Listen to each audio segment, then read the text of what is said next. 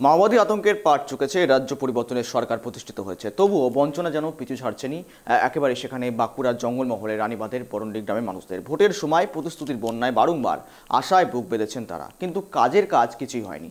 আজও গ্রামের অলিতে গলিতে পথে ঘাটে বঞ্চনার ছবিটাই একেবারে স্পষ্ট। দেখুন।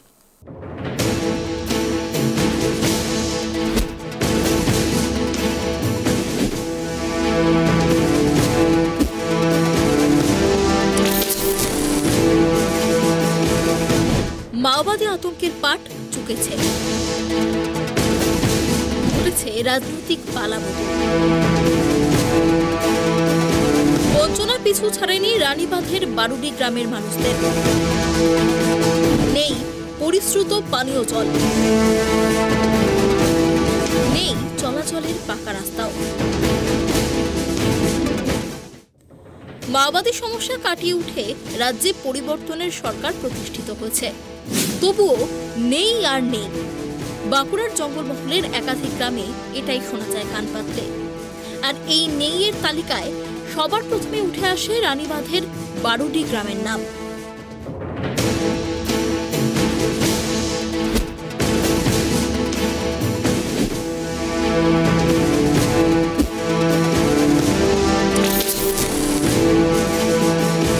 এই গ্রামে পৌঁছতে নেই কোনো ভালো রাস্তা। বিগত বাম আমলে শেষবারের মতো এই রাস্তার সংস্কার হয়েছিল, তারপর এক ঝুড়িও মাটি পড়েনি, ফলে 4 চাকা গাড়ি গ্রামে পৌঁছানোর কোনো উপায় নেই। স্থানীয়রা জানিয়েছেন, হঠাৎ কেউ অসুস্থ হয়ে পড়লে হাসপাতালে পৌঁছতে যথেষ্ট বেগ পেতে হয় ওই গ্রামের মানুষদের। রাস্তাটা মানে আসার যোগ্যই নয়। বাইকে তো এমন অবস্থা, 4 চাকা গাড়ি তো কোনোভাবেই আসবে না।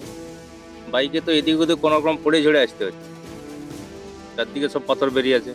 আমাদের রাস্তাঘাট ভোট তো নিয়ে যাচ্ছ, কিন্তু আমাদের রাস্তাঘাট করে দে। হ্যাঁ করে দেবে ওইরকম করে ভোটটা নিয়ে যাবে, আর আমাদেরকে রাস্তাঘাট এখনো পর্যন্ত হলো না। এই গ্রামে নেই পরিশ্রুত পানীয় জল সরবরাহ ব্যবস্থাও। ভাবতে অবাক লাগে, 2025 সালে পৌঁছেও এই গ্রামের মানুষ ভরসা রাখেন পাট কুয়োর ওপরেই। সেই জলই তারা রান্না খাওয়ার জন্য ব্যবহার করেন বলে জানিয়েছেন গ্রামবাসীরা। কোনো পরিবর্তন হয় নাই আমাদের এইখানে, পরিবর্তনের মতো কিছু বোঝা যাচ্ছে না আমাদের এইখানে। হ্যাঁ, রাস্তাঘাট নেই, জল নেই, ওই পাইপ অনেক দিনে পুঁতে রেখেছে, আর জল তো আসে নাই। আর ওই ঘরে ঘরে অন্য জায়গায় অনেক শুনেছি ঘরে ঘরে পাইপ দিয়েছে, আমাদের এইখানে নাই। এই কুয়ারেই জল খায়, নোংরা সব ঢুকে যায়, ওই জলেই খায়।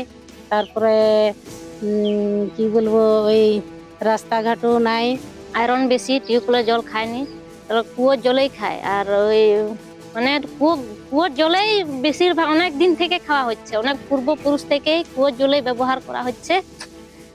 আমি তো এই 7-8 বছর বিয়ে হয়ে এখানে এসেছি, তাহলে তার এটাই দেখছি আমিও এসে করে যে এই কুয়োর জলেই ব্যবহার করছি। কল খারাপ হয়ে গেলেও মানে এই তো এখন বৈশাখ জ্যৈষ্ঠী মাসে খুবই জলে অভাব, কুয়োর জল তখন অনেক নিচে নেমে যায়, অনেক অনেক মানে অনেক অসুবিধা। 2011 সালে রাজ্যে সরকার পরিবর্তন হয়েছে, জঙ্গলমহল হাসছে, দাবি করে বর্তমান সরকার। তবে রানীবাঁধের বারুডি গ্রামের ছবিটা মোটেই হাসি নয় বলেই ওয়াকিবহল মহলের দাবি।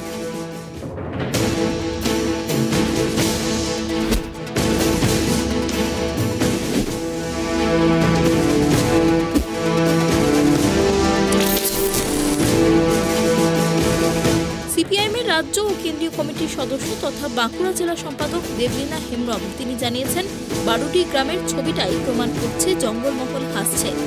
রাস্তাঘাট থেকে পানীয় জল কোনো সমস্যার সমাধান হয়নি। এবার ওই এলাকার মানুষকে সঙ্গে নিয়ে তারা আন্দোলনে সামিল হবেন বলেও জানিয়েছেন তিনি। জঙ্গলমহল উন্নয়ন, জঙ্গলমহল হাসছে, জঙ্গলমহল খুব ভালো হয়েছে, জঙ্গলমহল মানুষ এখন খুব সুন্দর আছে। কোথায় সুন্দর আছে? অন্যদিকে তৃণমূল নেতা ও বাঁকুড়া জেলা পরিষদের কর্মাধ্যক্ষ চিত্তরঞ্জন মাহাতো জানিয়েছেন, দীর্ঘদিন সংস্কার না হওয়ায় রাস্তার সমস্যা রয়েছে। একই সঙ্গে পানীয় জলের সমস্যা সমাধানে কাজ চলছে বলেও জানিয়েছেন তিনি। দেখুন, একের পর এক সর্বত্রই উন্নয়নের ছোঁয়া পেয়েছে, কিন্তু আপনারা জানেন যে জঙ্গলমহলে যে সমস্ত যানবাহন চলাচল করে সেই চলাচলের উপযোগী সব রাস্তা সমান নয়। রাস্তাগুলো 2012 সালে তৈরি হওয়ার পরেও সেই রাস্তার রিপেয়ার প্রয়োজন। রাস্তার রিপেয়ার সময় মতো না হওয়ার কারণে যাতায়াতের কোথাও কোথাও অনুপযুক্ত হয়েছে, সে কথাটা ঠিক। কিন্তু আপনারা দেখুন, বাঁকুড়া জেলার জেলাবাসীকে জল প্রকল্পে পরিশুদ্ধ পানীয় জল সরবরাহ পৌঁছে দেওয়ার লক্ষ্যে বাংলার সরকার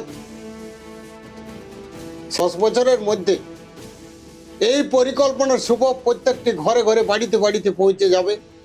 এখনো সময় বাকি আছে। শাসক নেতা আশ্বাস দিলেও রানীবাঁধের 12টি গ্রামের মানুষ কি আশার আলো দেখছেন? কবে মিলবে পরিশ্রুত পানীয় জল? কবে মিলবে চলাচলের পাকা রাস্তা? সেই আশাতেই দিন গুনছেন তারা। বাঁকুড়া থেকে সিধু মান্ডির রিপোর্ট, ট্রাইব টিভি বাংলা।